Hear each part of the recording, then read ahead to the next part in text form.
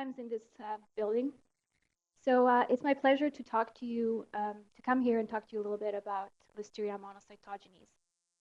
And I have been working with Listeria for several years now, and it seems to be one of those bacteria that no matter how much we know about it and how much we control it, it seems to pop up in the food chain. And some of you might be aware that there have been recalls related to caramelized apples or prepackaged apples. And currently there is an outbreak happening in the US that has been traced to one specific producer in California that shipped apples, prepackaged apples across US. And this outbreak currently stands at 32 illnesses and 7 people died. Of those 7 deaths, 4 people had underlying causes, but 3 have been linked specifically to Listeria. We also had 2 cases in Canada linked to these, or with the same patterns or fingerprints of the isolates implicated in the US outbreak, but only one so far, the one in Manitoba, has been linked to implicated caramelized apples. Luckily here in Canada, we have not had many Listeriosis outbreaks. The very first one started in, or happened in 1981, and was linked to coleslaw, in particular contaminated coleslaw in Nova Scotia, contaminated with raw manure from mastitic sheep, and this resulted in 17 people dying.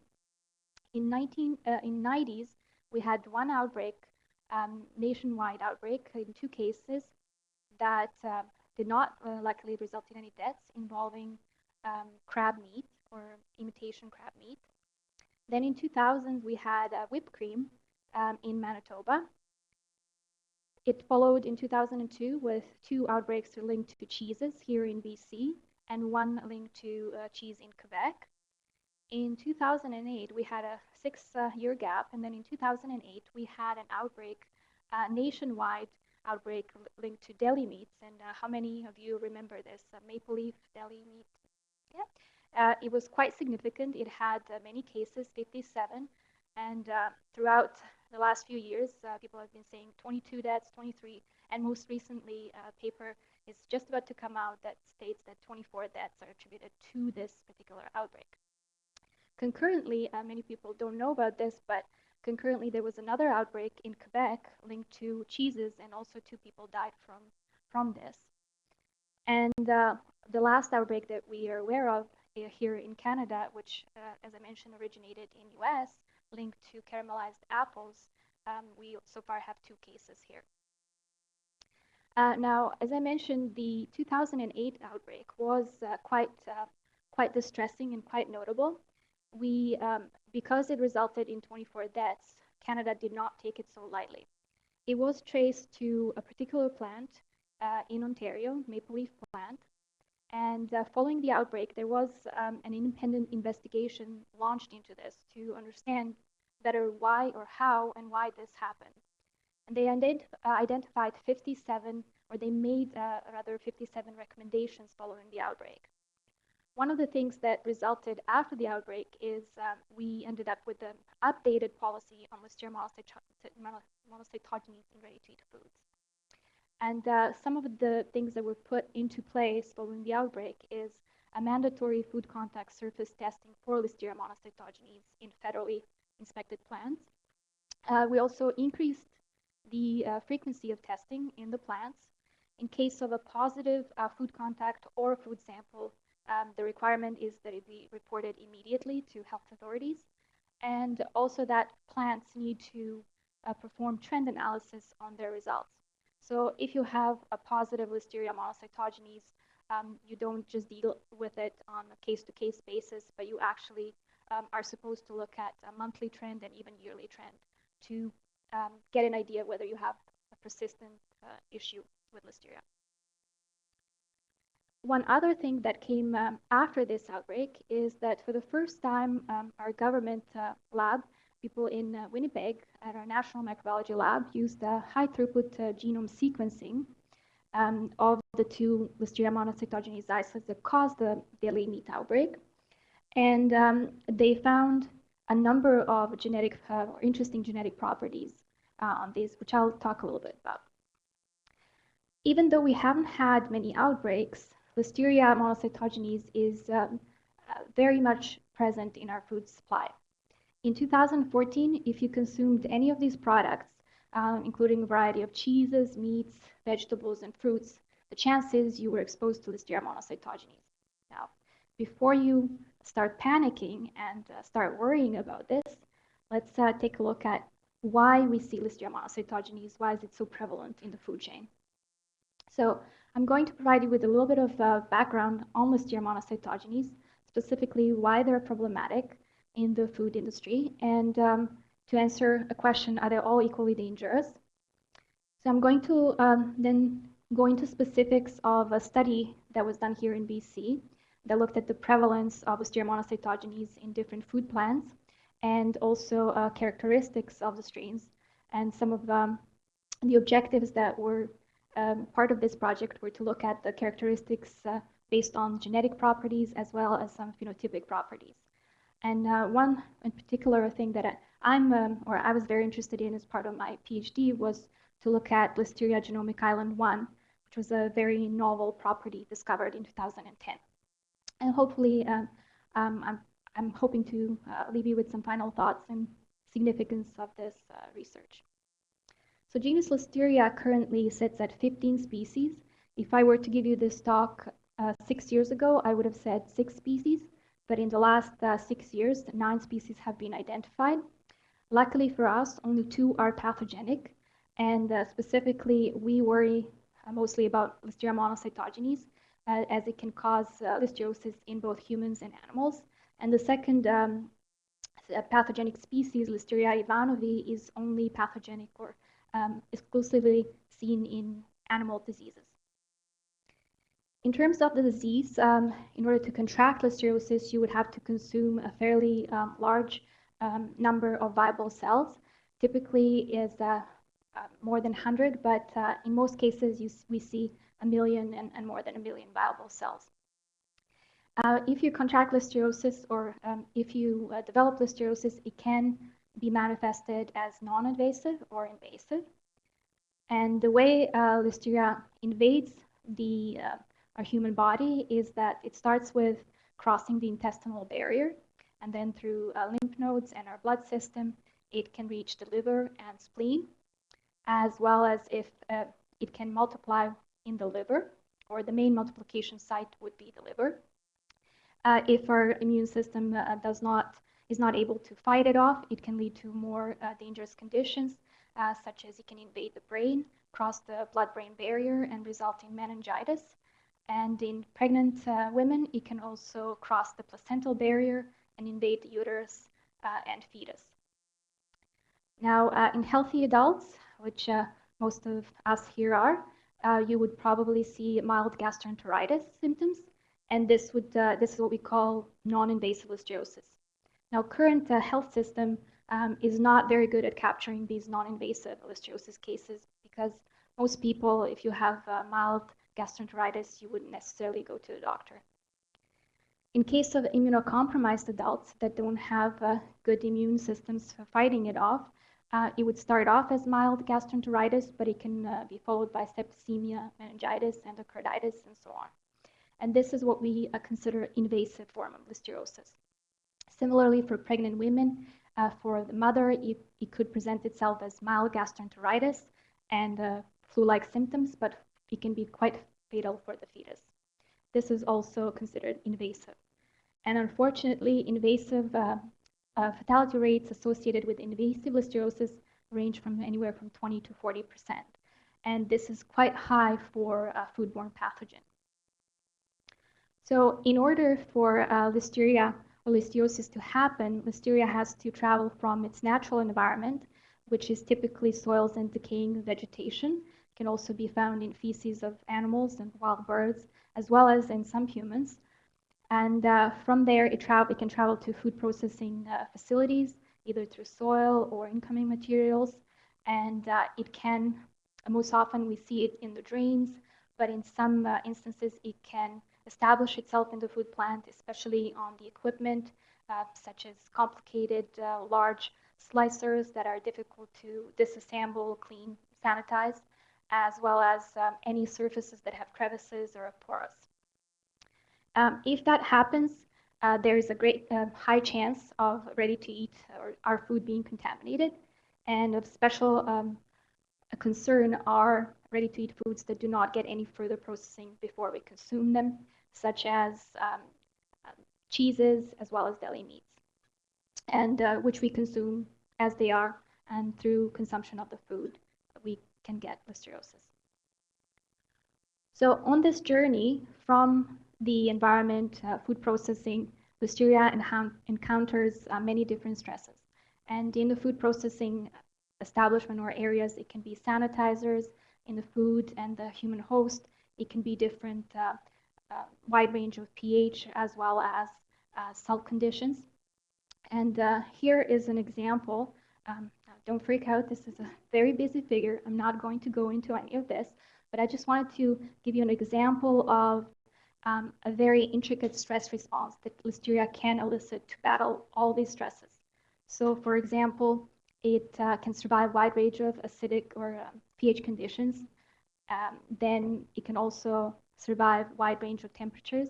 And one very notable factor that sets it apart from most foodborne pathogens is that its ability to survive at temperatures below zero and even grow at refrigeration temperatures. So if you have any contaminated food in your fridge, chances Listeria is currently growing. It can also survive very high osmotic stress or salt concentrations. For example, it can grow at 10%, but it can also survive 20%. And it has a number of mechanisms to battle antimicrobial stresses. And here are just some examples of efflux pumps. Essentially, these are the pumps that Listeria uses to pump out any of the antimicrobials that it doesn't want getting inside. So once, with all this in mind, once Listeria travels from a natural environment to the plant, it is quite possible they will undergo some genetic and phenotypic changes.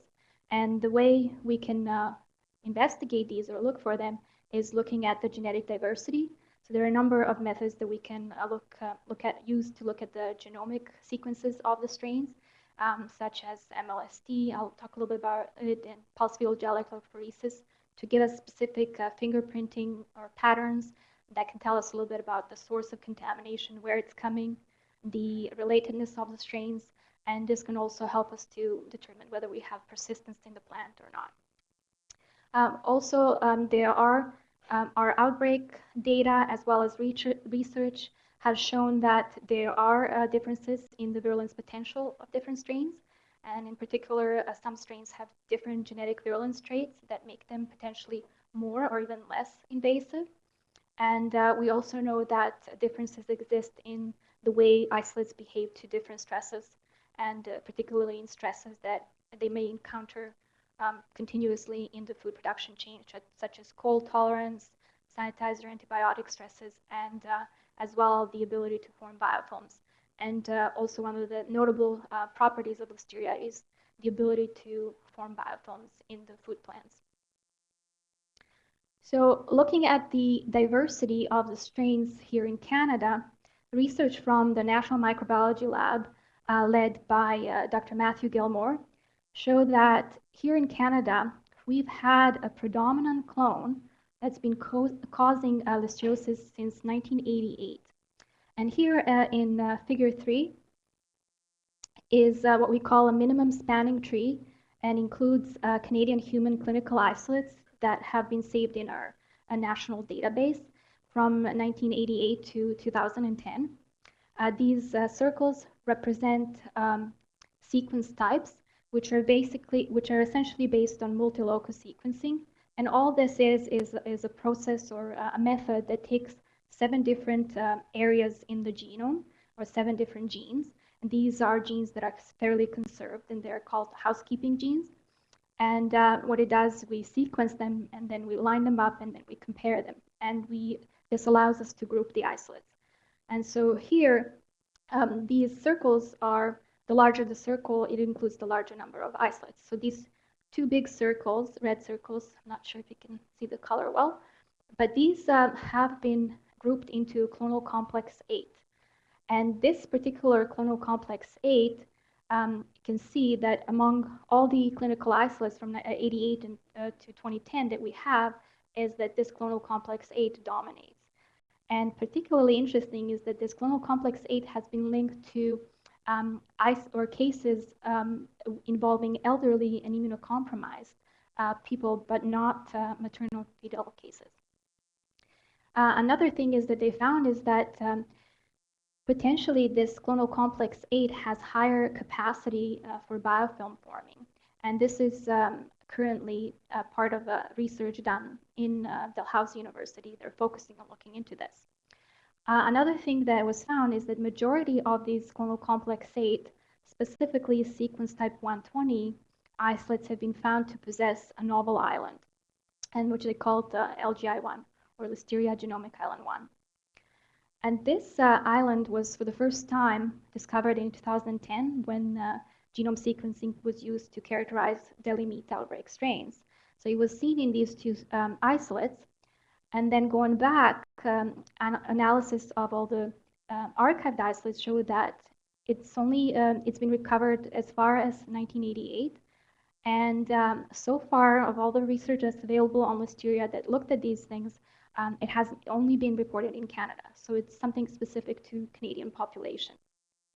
And most commonly, or almost exclusively, with the exception of 3 isolates, is linked to sequence type 120 and a specific PFG pattern. When that genetic content of LGI1 was compared to all the genomes that we have available in the world, it was shown that it has partial similarity to some of the environmental bacteria, which are fairly rare, Desulfitobacterium, which are rarely studied. And it is therefore speculated that this island is horizontally acquired, specifically in these 1-2A serotypes, for reasons that we simply don't know. But the idea behind is that it obviously, or it must afford some advantage for bacteria to keep this fairly large 50 kilobase pairs island. When it comes to the disease, there are 13 different serotypes of, there are overall 13 different serotypes of Listeria monocytogenes. And we group them based on the antigens that they present on the surface, as well as on the flagellum that they use for movement. And among these 13 different serotypes, more than 95% of listeriosis cases are caused by 2 serotypes, 4B and 1-2A serotype. In particular, 4B are overrepresented in outbreaks, and specifically, there's a specific link between 4B serotypes and fetal-maternal cases of listeriosis. Then 1-2A serotype is very common in food processing and often linked to sporadic cases of listeria. Interestingly enough, 1-2A serotype dominates here in Canada in terms of outbreaks as well as sporadic cases. And if you recall those 2 big red circles that I showed, those are 1-2A serotype as well. So Listeria is an intracellular pathogen. In order to cause disease, it has to enter into the host cells. And it uses a number of different factors or virulence factors to do this. Most of these genes are located on a specific island, Listeria pathogenicity island 1. And here's an illustration of the process. For example, some of the traits that it uses are Internalin A proteins, which play an important role in the internalization, specifically Internalin A, internalization of the in our intestine, so crossing of the intestinal barrier. Once it enters, it uses different proteins or toxins to break up the vacuole, and which allows it to get inside the cytosol and multiply. And then, which is really interesting, if you can see here under number 4, Act A, it uses these comet tails that allow it to, or propel it from one cell into adjacent cell. And this allows it to spread very efficiently across the cells. One thing that's interesting is that virulence, research has shown that virulence varies among strains of different serotypes, as seen that 4Bs and 12As are very common in listeriosis cases, but also that there are differences in virulence between the strains of the same serotype.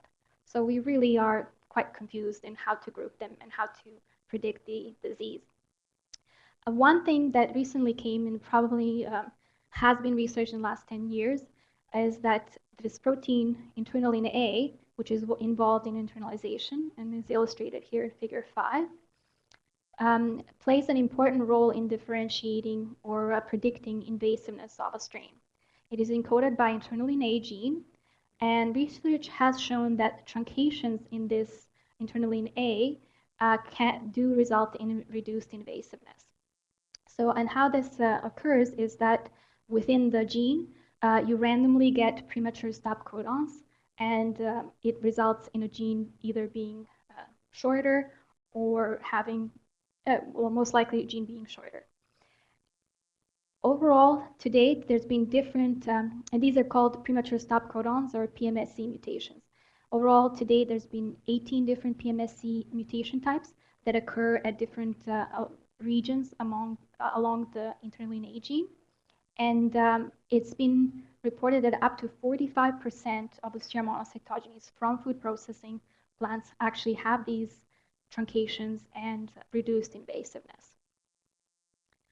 So with all this in mind, one of the questions that you may have, and that I certainly had, was what are the characteristics of isolates that we see in our foods? So should we really be worried? Or if you're a healthy individual, maybe this isn't something that should bug us that much. So in 2000, following the 2008 maple leaf outbreak, a project was started by BCCDC, and it was then continued further at UBC in 2010. The first objective was to recover and characterize Listeria monocytogenes from BC food chain to assess the risk posed to consumers. And this was done first by looking at the occurrence and distribution of Listeria species, all Listeria species, but primarily focusing on Listeria monocytogenes in food processing as well as retail. Then characterizing population structure to compare it to clinical strains, virulence potential, as well as look at how well it can adapt to cold. And lastly, look at the antimicrobial resistance of these strains. And the objective 2 was to investigate the role of that novel island LGI1 in stress tolerance as well as virulence. So I'm going to share with you some of the results of this study, starting with the objective 1 and that looked at Listeria species occurrence and characterization. In 2009, 65 food processing facilities across BC, here shown in figure 7, including dairy, fish, and meat processing facilities were visited. And these are facilities that produce ready-to-eat foods. And in 2010, additional 17 retail plants in the Metro Vancouver area were visited, and food samples were collected. In the facilities, both food and environmental samples or swabs of the food processing environment were collected. So looking at the positive samples, here we have percent positive samples on the y-axis and types of samples, swabs, ready-to-eat food, and raw foods in dairy, meat, or fish plants. And here you'll see that majority of our positive samples came from swabs in fish plants, as well as ready-to-eat foods in fish plants, and some came from raw foods. On the retail side of things, fish food samples were the only ones contaminated with Listeria monocytogenes. There were none seen in the meat. So of these in these positive samples, up to 3 isolates were recovered and saved, which resulted in 105 from food processing and 6 from retail.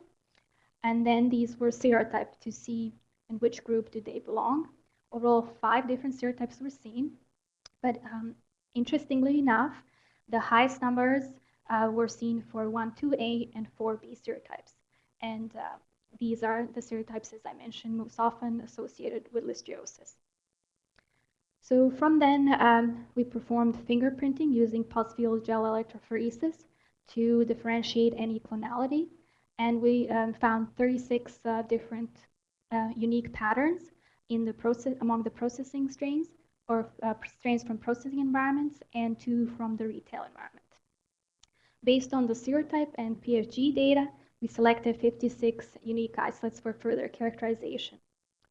And this characterization included different genotypic and phenotypic, looking at the properties. First one started with the MLST, as I mentioned, multilocus sequence typing, to look at the population, overall population structure. Then looking at the whether there are truncations in that Internalin A protein that can inform us of potential virulence potential, and also how well these isolates adapt to cold temperature and whether there is any antimicrobial resistance among them. So first, looking at the population structure, here again is a minimum spanning tree that is including BC isolates only, and we saw 14 different sequence types. One of them was actually a novel sequence type, and interestingly, 2 isolates belong to that sequence type 120, which were also the same sequence type as deli meat outbreaks and the same PFG pattern. Overall, we saw 6 different, or overlap between 6 different sequence types, looking at these isolates compared to the clinical isolates that came from National Microbiology Lab. In terms of virulence potential, here in the table 2 is the number of Listeria monocytogenes isolates with that Internalin A, either full length or truncated version. And to simplify this, let's first take a look at the isolates that did not have PMSC mutations. Overall, 66% possessed a full-length Internalin A required for invasion.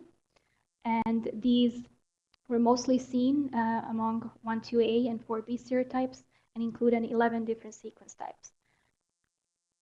One interesting finding was, for the first time we saw, even though there were no premature stop codons, in 23% of isolates, we saw this unusual 3-codon deletion in the membrane anchor region of the protein. And at this point, we did not know what this means, because it was one thing that stood out was that with the exception of one isolate, it was mostly seen in these 4B serotypes. And so we performed some invasion assays to see whether these have, because they're missing 3 codons, whether they could be more or less invasive. And we found that 7 of these isolates were actually more invasive. But this is something that still we don't know why, and it's definitely something that should be looked into. In terms of the isolates that had truncations, we saw 34%. So 34% would be less likely to cause listeriosis. And these spanned across 4 different types of mutations were seen of those 18 reported in the literature that occurred either early on or towards the end of the protein. And they spanned across different serotypes and had 3 different sequence types. But again, we weren't able to specifically pinpoint or association with any of this. In terms of cold adaptation, since Listeria, these isolates were found in foods that are mostly refrigerated and in the food processing environments that are typically kept at cooler temperatures, we were interested to see how fast can these isolates resume growth at 4 degrees. And here is in figure 11 is the grouping of the isolates based on fast adaptation, intermediate, or slow. And this is based on how long it actually took, in hours, how long it took the isolates to start growing. And we call this the lag phase. And you can see here in dark blue that the highest number of isolates grouped into the fast adapting strains. So they were able to resume growth in less than 3 days or less than 70 hours. Looking at the same data, combining with the virulence potential, here we have on the x-axis cold growth adaptation groups, fast, intermediate, and slow. And light blue represents no PMSCs, so full-length Internalin A that is capable of causing disease. And dark blue represents truncated versions that are less likely to invade. And here you'll see that 87% of fast adapters actually possess the Internalin A protein capable of causing disease, which is very concerning. On the other hand, looking at the antimicrobial resistance, 18 different antibiotics of clinical and animal relevance were tested here using disk diffusion. And light blue represents sensitivity. So all these in light blue worked well for killing Listeria, or Listeria monocytogenes isolates tested. The too dark blue were expected because Listeria possesses inherent resistance to these antimicrobials. And one very important thing to note is that, good for us, fortunate for us, there was no antimicrobial resistance for antibiotics that are used in the treatment of listeriosis in case of those invasive listeriosis cases. One interesting thing that we saw is fairly high resistance or intermediate resistance to two antibiotics, ciprofloxacin and clindamycin, to which Listeria typically is sensitive, or the other studies have shown sensitivity. So we were interested to explore this further, and we took 8 isolates and experimentally adapted them to very high concentrations of ciprofloxacin. And so we, which started as 2 micrograms per mil minimum inhibitory concentrations, we were able to increase them through daily passaging to 120 or up to 240 micrograms. And then we looked at, after they were adapted, if their minimum inhibitory concentrations for benzalkonium chloride, which is a sanitizer, and gentamicin, which is used in listeriosis treatment, actually changed. And what's interesting is that we saw in 5 isolates the MIC increase for benzalkonium chloride after experimentally increasing their MICs of ciprofloxacin. And in 2 cases, we saw increase in MIC for gentamicin as well, which pointed that there is a certain co-selection phenomenon occurring in these isolates. Now, this was a preliminary data. We don't know what this co-selection mechanism is. So again, this is something that's being currently investigated as well. And overall, our knowledge or our understanding of co-selection, not just in listeriosis or Listeria monocytogenes cases, but in many microorganisms and antibiotics, is very superficial. We don't really know very good understanding. So just to summarize Objective 1 results, Listeria monocytogenes isolates from BC food chain had or included serotypes that are associated or have been or commonly are associated with listeriosis, and also sequence types associated with clinical and outbreak strains. In fact, 75% of our isolates belong to this group. It also, among these, majority, 88%, had Internalin A that is required for invasion of the human cells. Majority of these belong to fast adapting groups, which is also concerning because it means that these not only have the ability to cause disease, but they also can multiply in the fridge or in the refrigeration, in the cold temperatures. And some of these also possessed antimicrobial resistance that has not been previously reported elsewhere. Now moving on to Objective 2, and some of the research that I did as part of my PhD, which was to look at the role of the island LGI1 and see whether this island can potentially be adding to virulence or persistence of these strains. So this is figure 3 shows the genomic content or organization of this island. So where different little arrows that present different genes or regions, different loci. So I worked with the maple leaf strain, and what I did is I deleted 3 genes. So I picked genes that I thought would be interesting. One of the response regulators, one putative potential small multi-drug resistance protein or resistance pump, and a putative adhesion that may be helping bacteria attach to surfaces or invade the cells better. And so after I deleted these genes, I treated or I exposed my strains to different stresses, starting with acid stress, and then I looked at how well these, how long it took these strains to start growing and what their growth rate was. And so I exposed them to low or acidic conditions from 2.5 to 4.5 pH. And unfortunately, I did not see any differences between these mutants and the parent strain. Similarly, when I grew the strains at cold temperatures or refrigerator, there were no differences, and I could not find any differences in the cell conditions. When I looked at specifically adhesion, I grew or I did an invasion or adhesion assay using culture cells, Keiko cells, which are human carcinoma, colon carcinoma cells, and I saw no differences in the adherence. Similarly, using a different type of cells, HeLa cells, I saw no difference between the mutant, adhesion mutant and the parent.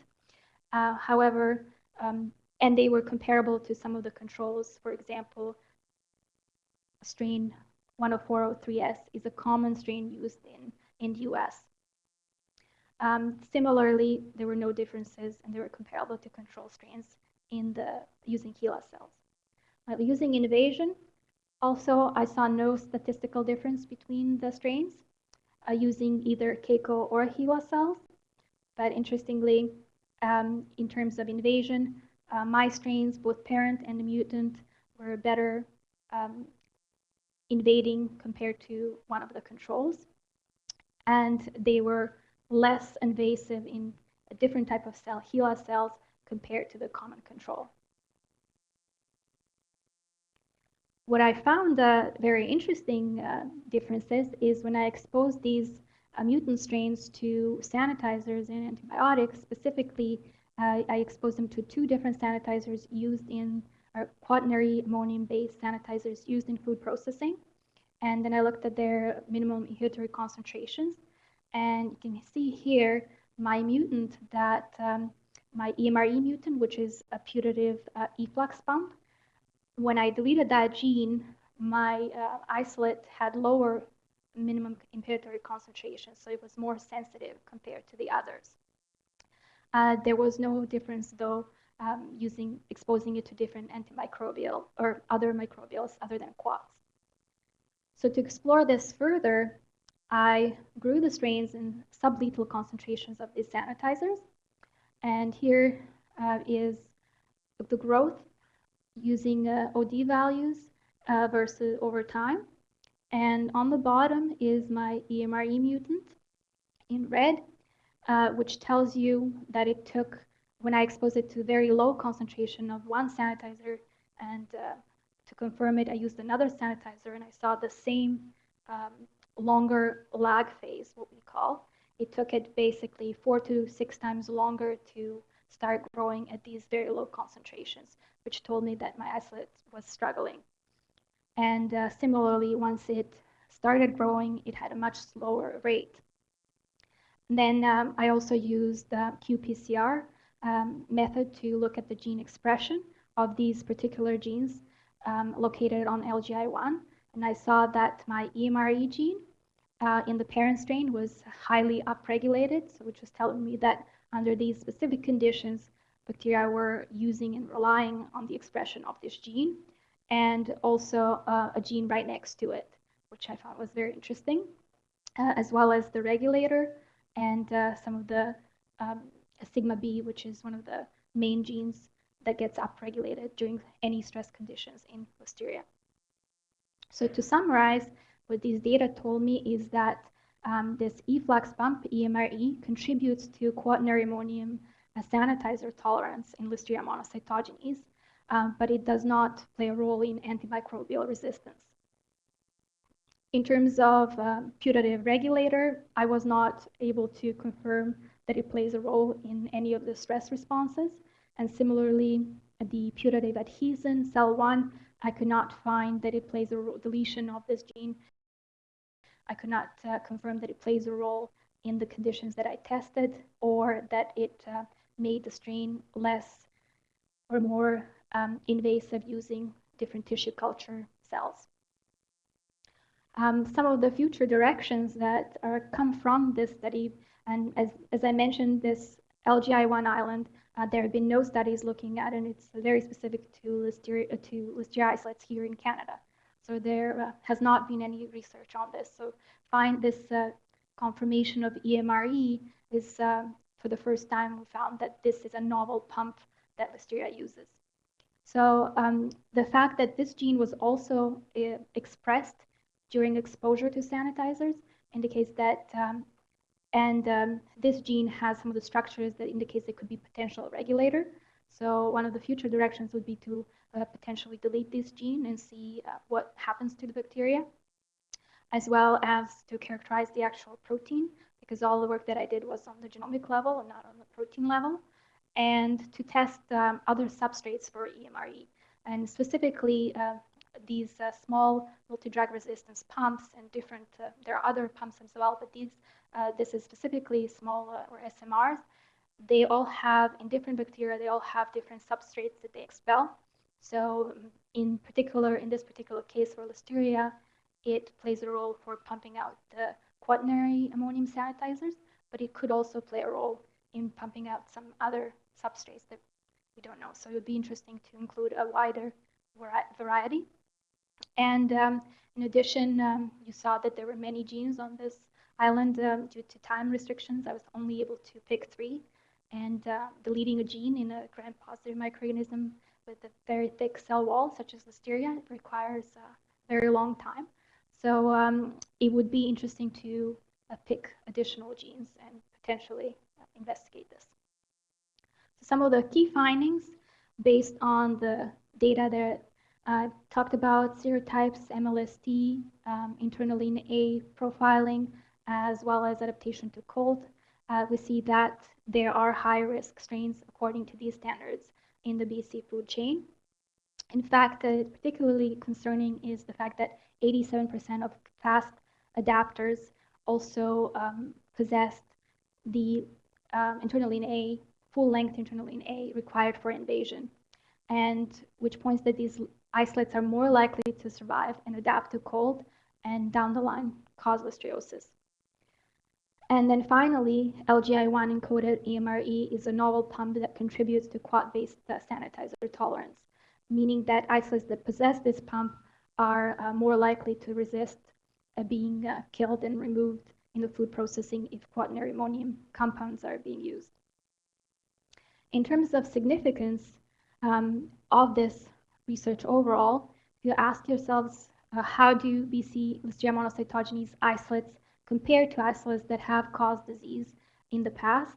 You can see that majority belong to 1TA and 4B serotypes that have historically been linked to listeriosis cases and sequence types associated with clinical cases here in Canada. If we ask ourselves, are all the food chain derived strains equally dangerous and able to survive in food processing? The data shows no. There are certain ones that have less potential they have genomic properties that have less potential to cause disease. Both genotypic and phenotypic differences exist. And so how can we then utilize this?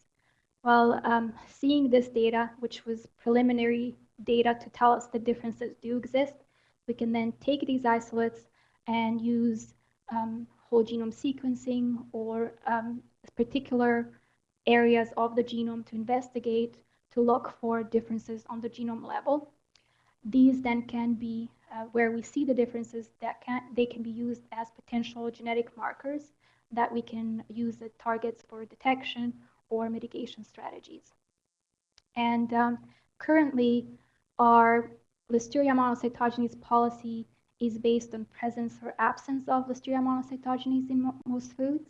But this data tells us that perhaps we don't have to recall all the foods that have more than 100 colony-forming units, viable colony-forming units, if they possess these truncations in the Internalin A, and they actually can't cross that intestinal barrier.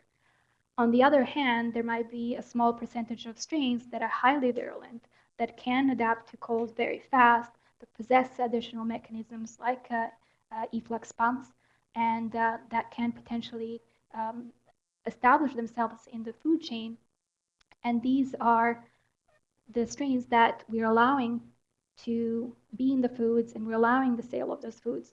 So using all this data and using molecular risk profiling rather than presence absence testing could reduce our number of recalls, but at the same time, making sure that the most dangerous strains don't go into the food chain if there are less than 100 CFUs in the food. And ideally, this would lead to a lower number of recalls that are unnecessary and more efficient use of resources for recalls that are necessary.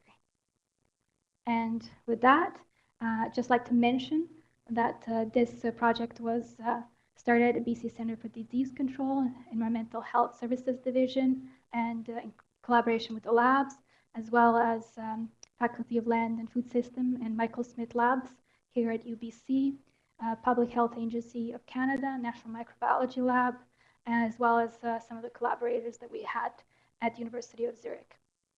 And financial support was obtained through BCCDC, UBC, NSERC, and Agricultural Institute of Canada. Here's some of the references if you're interested in further reading. I don't expect you to, but if any of this sparked your interest in Listeria, here they are. And I would be very happy to take any questions at this point. Thank you.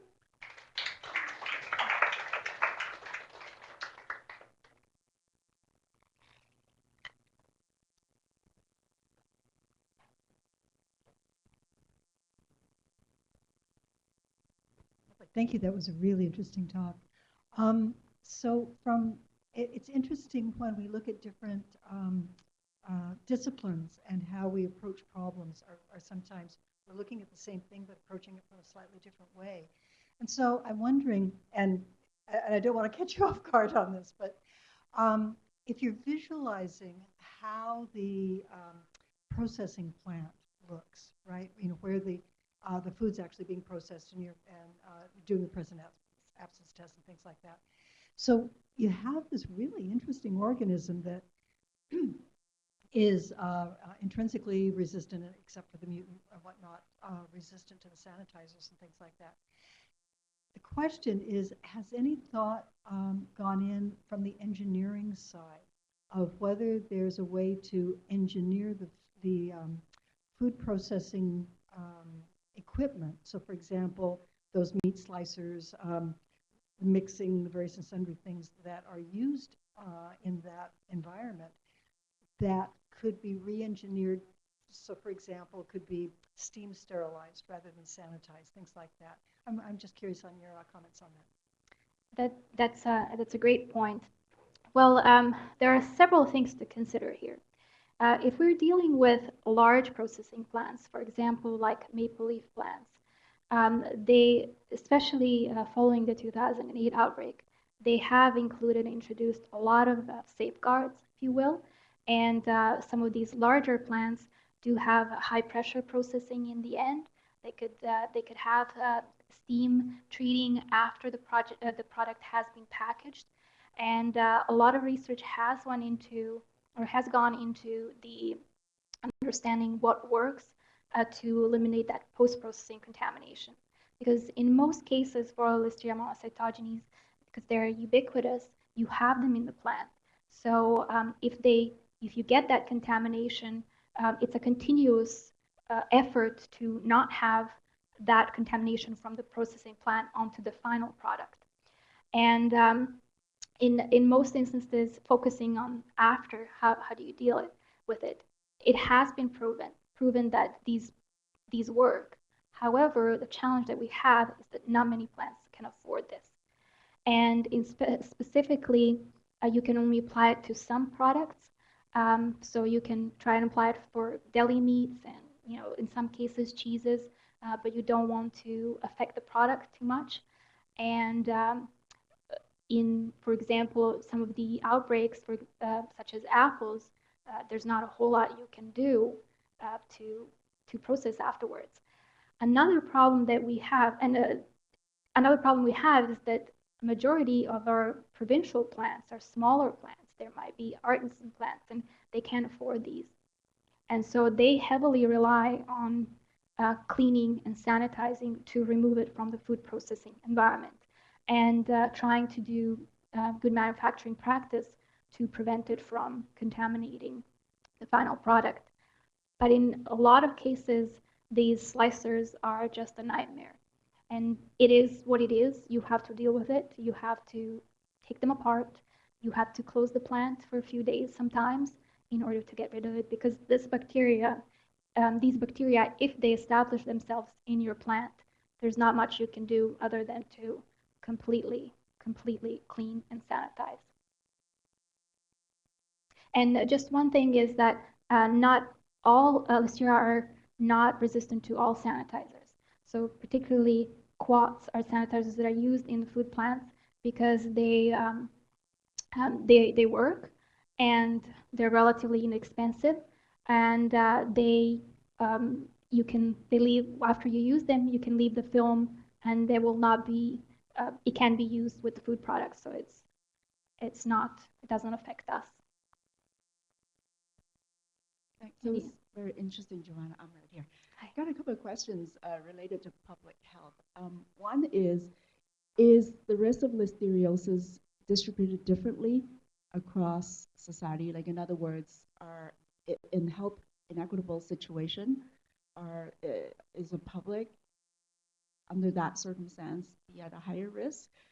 And also that might tap into the rural urban setting, in terms of degree of exposure.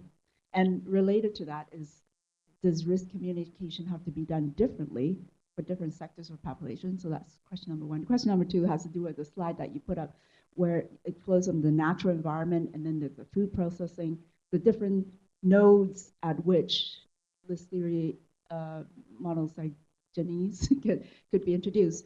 What about community gardens and the sprouting, pun intended, of more of those in communities? Does that introduce extra risk? So to start off, your first question, remind me, your first question was on the differences between different populations in terms of whether some can acquire listeriosis more versus the others. There has been some research that shows that in the lower socioeconomic areas in the developed world, there are higher numbers of listeriosis cases. So in less educated and poorer areas, and I think this research comes from UK, has shown that there's higher percentage of listeriosis cases. And this was speculated to be due to, in poorer communities, people might keep their foods for longer, and Listeria being able to grow at refrigeration temperature, it might allow it for some of these foods that you wouldn't necessarily keep for a month, but some people might. And so there was a certain increase in those. And also less educated people may not necessarily know about the risks of listeriosis. In terms of messaging, currently we do have, in Canada, because we've had outbreaks, I think people are more aware, especially after the deli meat outbreak. They're more aware that specifically at-risk populations, pregnant women, and immunocompromised people should stay away from high-risk foods such as cheeses, deli meats, and most recently our research has shown ready-to-eat fish, which is something that's quite popular here in BC. And in fact, there have been some studies done at BCCDC that looked at a number of doctors that actually advise people, specifically pregnant women, and there's that going on as well in hospitals or in practices as well, clinical practices. Can we do better? Well, certainly we can. We just don't always know what works. So we have to try different things and see. So far, CBC has been great because anytime there's a Listeria in food, it's a great story. And they've been actually calling it in the US and somewhat less here, Listeria hysteria, because it's something that really people find interesting, especially if somebody dies, then there's this panic. But it's not necessarily something that majority of the population, healthy population, should be really worried about. But if you have small children, elderly that you're taking care of, or if you're pregnant, then it's certainly something that you should educate yourself as much as possible on this. And your second question was, does that answer your first? And the second question was relating to whether these community gardens might have increased potential for Listeria dissemination in the foods and cause of listeriosis. And unfortunately, we don't know anything about this. So these community gardens are quite novel, and there's a lot of them here in BC. But I come, for example, from Alberta, and there's not a whole lot of that over there because temperatures won't really allow it. And then also there's really, because they are fairly recent development, there's really not anything, no data or no research that has looked into it. It would be particularly difficult to do that type of research as well, because if you look at the number of listeriosis cases, for example, here in BC, we have 5 to 10 cases per year, maybe, and trying to figure out where they come from and what percentage of that might actually be related to community gardens, it probably would be very, very low, and the cost of doing that would be high. So in terms of listeriosis research or Listeria monocytogenes research, unfortunately, you always have to look at the pros and cons in terms of economic impact and whether it's feasible. So I'm not sure, but certainly there is a potential, because if Listeria are present in the soils, that it can be transferred. Whether, unless you feed it to immunocompromised and get listeriosis case, the chance is you would just consume it and nothing would happen. So, does that answer your question? Yeah. Okay. Any other questions?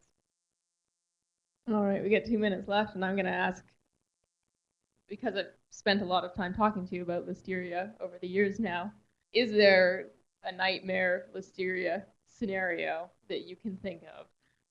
I mean, are we going to be able to continue to control this in the food processing environment, or is there the possibility of us having a more severe problem with Listeria in future than we've had in the past? That's an interesting question or comment.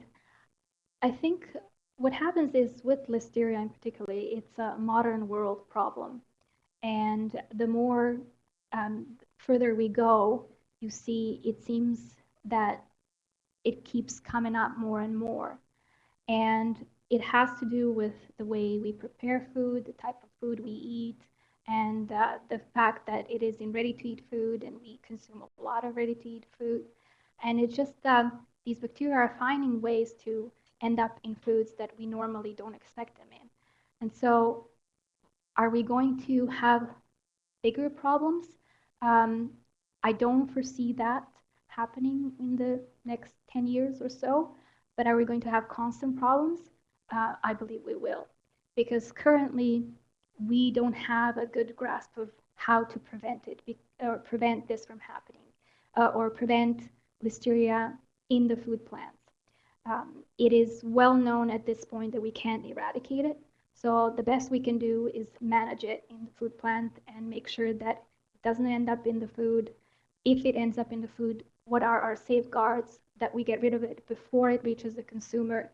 And then lastly, as a consumer, what if you're in one of those at-risk group, what can you do yourself to protect yourself from that? And so it's a multifaceted type of approach that we currently have. There is no, if we do this, there will be absolutely no Listeria. And interestingly, Listeria seems to always have one up on us. When you think that this is what we can do to eradicate it, it attracts a novel genome or genomic island, and it shares something with another bacterium, and it gives it efflux pump that it can battle different stress. So it's an evolving world with Listeria. I don't think we're going to have crazy scenarios, but having seen apple outbreak, it's something that we just would not necessarily be looking for. But it'll be actually very interesting. I'm looking forward to see how it actually got contaminated. There was an outbreak recently with cantaloupes, where I don't know, is anybody aware of the U.S. outbreak with cantaloupes? There were quite a people died from it, and it turned out that the way cantaloupes became contaminated is through using the same trucks that were transporting potatoes. And so this is something that it shouldn't happen, but it happened. And so these outbreaks, unfortunately, there's several, it's never just one failure, it's several different things that happen for it to happen in specifically this magnitude. So. Great. Thank you very much. Okay, thank you.